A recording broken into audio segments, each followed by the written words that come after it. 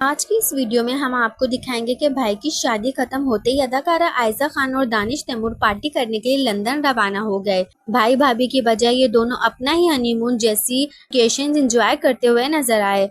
Bathroom में आयशा खान की हसीन तस्वीर ने तो मदाहों के होश ही उड़ा दिए। लंदन से आने वाली इन दोनों की रोमांटिक तस्वीरें और वीडियो सोशल मीडिया पे धूम मचा रही हैं। जैसा कि आप सब जानते हैं कि आयशा खान भाई की शादी पर भी खूब इंजॉय करती हुई नजर आई। फंक्शंस में इनका डांस और ड्रेसिंग हर जगह मौजू गुफ्तगू रहा।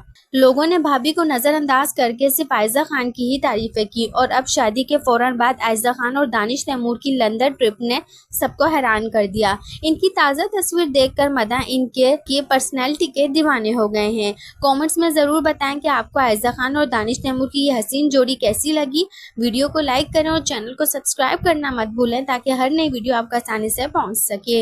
एक और नई वीडियो के साथ अपना बहुत सारा ख्याल रखिएगा। तब तक खुदा हाफिज।